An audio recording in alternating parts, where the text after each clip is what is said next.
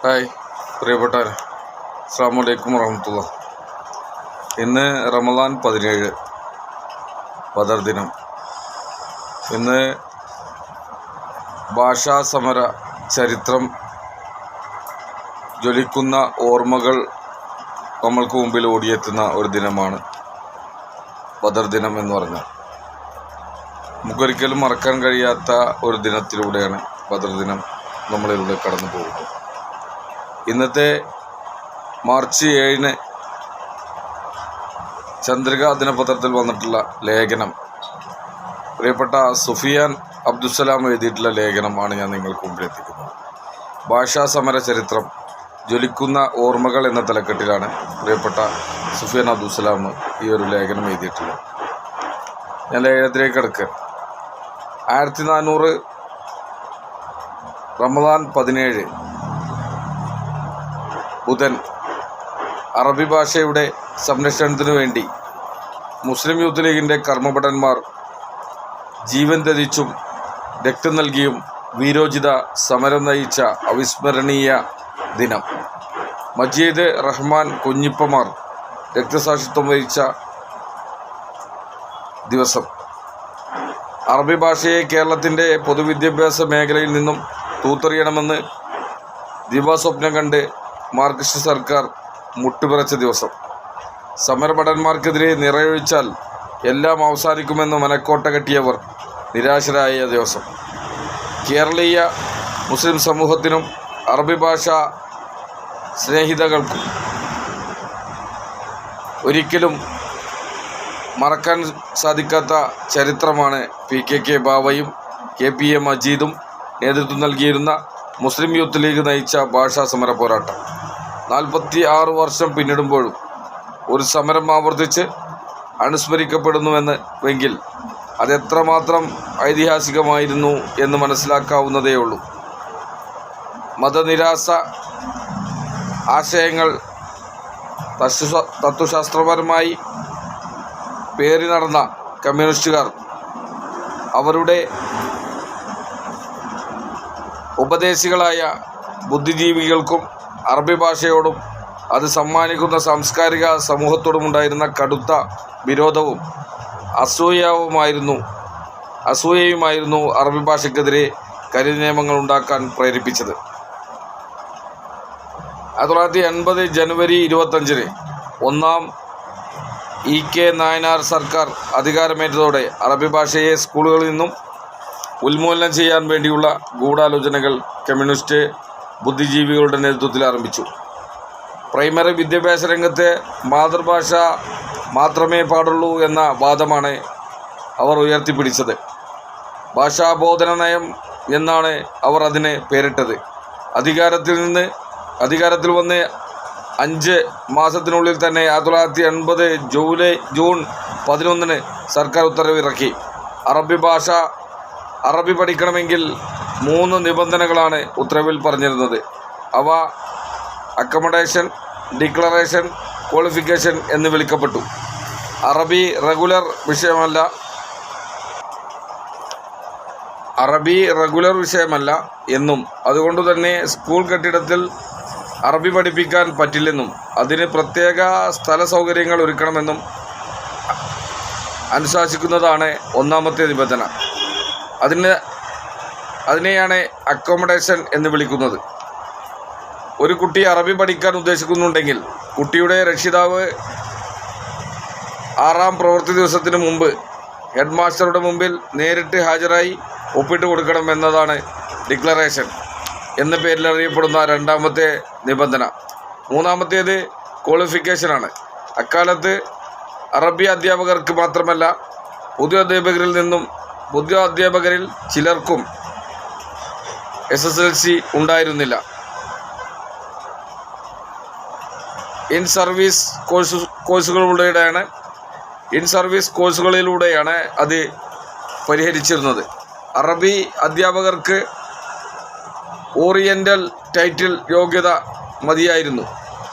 SSLC ഇല്ലാത്ത അറബി അധ്യാപകർ മാത്രം അതെഴുതി പാസ്സാവണമെന്ന ഈ നിബന്ധന തികച്ചും പക്ഷപാതപരമായിരുന്നു.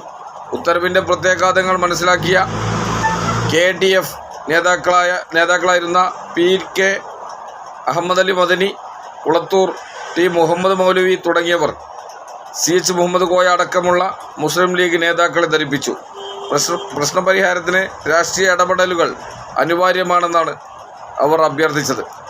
1980 ജൂലൈ 4 അറബി അധ്യാപകർ സെക്രട്ടേറിയറ്റിന് മുമ്പിൽ കൂട്ടധർണ നടത്തി. ധർണയെ അഭിസംബോധന ചെയ്ത് CH പറഞ്ഞു, നിങ്ങൾ ഞങ്ങളുടെ കുട്ടികളെ പഠിപ്പിക്കേണ്ടവരാണ്, നിങ്ങൾ സമരം ചെയ്യേണ്ടവരല്ല. ഈ സമരം സമുദായം ഏറ്റെടുത്തിരിക്കുന്നു. അതോടെ സമുദായം ഏറ്റെടുത്തു. മുസ്ലിം ലീഗിൻ്റെ 14 MLA-മാരും വിദ്യാഭ്യാസ മന്ത്രി ബേബി ജോണുമായി ചർച്ച നടത്തിയെങ്കിലും ഫലമുണ്ടായില്ല. അതോടെ CHൻ്റെ ആഹ്വാനമനുസരിച്ച് മുസ്ലിം യൂത്ത് ലീഗ് സമരത്തിൻ്റെ കടിഞ്ഞാൺ ഏറ്റെടുത്തു. ജൂലൈ 30 സംസ്ഥാനത്തെ എല്ലാ കളക്ട്രേറ്റുകൾക്ക് മുമ്പിലും പിക്കറ്റിംഗ് സമരം നടത്താൻ തീരുമാനിച്ചു. വ്രതം അനുഷ്ഠിച്ചുകൊണ്ട് തന്നെ ബദർ ദിനമായ റമദാൻ 17 യൂത്ത് ലീഗ് പ്രവർത്തകർ കളക്ട്രേറ്റിലേക്ക് ഒഴുകിയെത്തി. മലപ്പുറത്തെ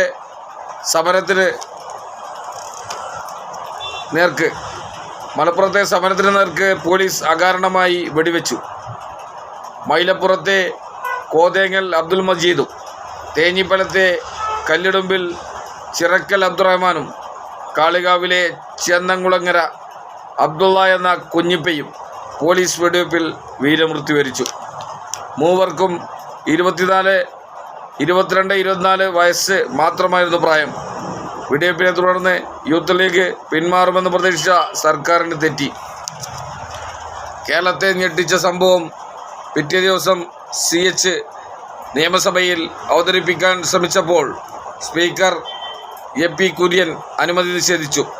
മലപ്പുറത്തിൻ്റെ മണ്ണിൽ വെടിയുണ്ടയേറ്റ് പിടഞ്ഞു വീണ മരിച്ചവരുടെ കരിഞ്ഞ മാംസത്തിൻ്റെ ഗന്ധം ഇപ്പോഴും മാറിയിട്ടില്ല സർ.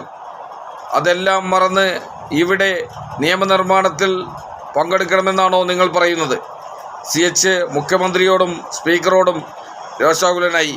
എൻ്റെ സഹോദരങ്ങൾ അവിടെ മരിച്ചു വീണു സർ എന്ന് പറഞ്ഞുകൊണ്ട് അതീവ ദുഃഖത്തോടെ വിഷയം സഭയിൽ ഉന്നയിച്ചുകൊണ്ട് സ്പീക്കറുടെ മുമ്പിൽ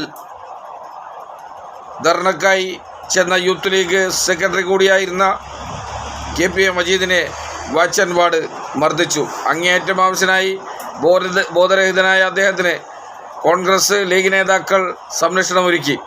CHന് പുറമെ സഭയിൽ K Karunakaran, P Seethi Haji, TM Jacob, E Ahammed, KK Balakrishnan, doctor Kuttappan തുടങ്ങിയവരെല്ലാം ശക്തമായ പ്രതിഷേധവുമായി രംഗത്ത് വന്നു. സർക്കാർ പ്രതിരോധത്തിലായി. ചില നിബന്ധനകൾ ഒഴിവാക്കാമെന്ന് സർക്കാർ അറിയിച്ചെങ്കിലും 3 നിബന്ധനകളും പൂർണ്ണമായും പിൻവലിക്കുന്നതുവരെ യൂത്ത് ലീഗ് സമരം തുടരുമെന്ന് പ്രഖ്യാപിച്ചു. September 30 youth league Raj Bhavan March പ്രഖ്യാപിച്ചതോടെ സർക്കാരിന് മുട്ടുവിറച്ചു. സെപ്റ്റംബർ 10-നും 19-നും മുസ്ലിം ലീഗ് KTF നേതാക്കളുമായി നടത്തിയ ചർച്ചക്കൊടുവിൽ സർക്കാരിന് 3 കൂച്ചുവിലങ്ങുകളും പൊട്ടിച്ചു കളയേണ്ടി വന്നു. മുസ്ലിം ലീഗ് നേതാക്കളുടെ ആർജവത്തിനും മുസ്ലിം യൂത്ത് ലീഗിൻ്റെ സമരവീര്യത്തിനും മുന്നിൽ മാർക്സിസ്റ്റ് സർക്കാർ പതറിയ ചരിത്രമാണ് ഭാഷാ സമരം വിളിച്ചു പറയുന്നത്. കൃത്യമായി തന്നെ ഭാഷാ സമര ചരിത്രം പ്രിയപ്പെട്ട സുഫിയാൻ അബ്ദുസ്സലാം ഇന്നത്തെ ചന്ദ്രികയിൽ നമുക്ക് മുന്നിൽ എഴുതിയ ലേഖനമാണ് ഞാൻ നിങ്ങൾക്ക് എത്തിച്ചു തന്നത്. ഭാഷാ സമര ചരിത്രം ജലിക്കുന്ന ഓർമ്മകൾ എന്ന തലക്കെട്ടിൽ പ്രിയപ്പെട്ട മജീദ് റഹ്മാൻ കുഞ്ഞിപ്പ എന്നിവരുടെ ആ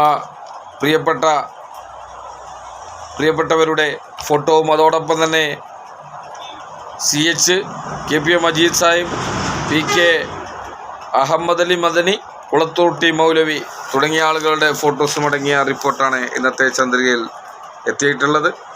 ഈ ഒരു ഭാഷാ സമരം അനുസ്മരണം ഇന്നത്തെ ദിനം നമ്മൾ ഓർത്തെടുക്കേണ്ടതാണ്. നിലനിൽപ്പിൻ്റെ പോരാട്ടത്തിന് വേണ്ടി തങ്ങളുടെ ജീവത്യാഗം ചെയ്ത മജീദ് റഹ്മാൻ കുഞ്ഞിപ്പ എന്നിവരുടെ കബറിടം അള്ളാഹു വിശാലമാക്കട്ടെ. അവർക്ക് അള്ളാഹു സ്വർഗം നൽകി ആദരിക്കട്ടെ, ഷഹീദിൻ്റെ കൂലി നൽകി ആദരിക്കട്ടെ എന്ന് പ്രാർത്ഥിക്കുകയാണ്. അവരോടൊപ്പം അള്ളാഹു നമ്മയും അവൻ്റെ ജന്നാത്തുൽ ഫിർദൗസിൽ ഒരുമിച്ച് കൂട്ടട്ടെ എന്ന് ആത്മാർത്ഥമായി പ്രാർത്ഥിക്കുകയാണ്. ഈ ഒരു റിപ്പോർട്ട് നിങ്ങൾക്ക് മുമ്പിൽ എത്തിക്കാൻ കഴിഞ്ഞത് ഇന്നത്തെ ഈ ഒരു ദിവസം അതിസുപ്രധാനമായി ബദർ ദിനത്തിൽ ഈ റിപ്പോർട്ട് നിങ്ങൾക്ക് മുമ്പിൽ എത്തിക്കാൻ കഴിഞ്ഞത് വലിയ അഭിമാനമായി കണക്കാക്കുകയാണ്. ഏതായാലും ഈ ഒരു ഭാഷാ സമര ദിനം, മജീദ് റഹ്മാൻ കുഞ്ഞിപ്പ എന്നിവരുടെ ഓർമ്മ ദിനം നമുക്ക് അവർക്ക് വേണ്ടി പ്രാർത്ഥിക്കാം എന്ന് നിങ്ങളും പ്രാർത്ഥിക്കണമെന്ന് കൂടി അഭ്യർത്ഥിച്ചുകൊണ്ട് എൻ്റെ വാക്കുകൾ അവസാനിപ്പിക്കുന്നു. അസ്സലാമു അലൈക്കും വറഹ്മത്തുള്ളാഹി തആല വബറകാതുഹു.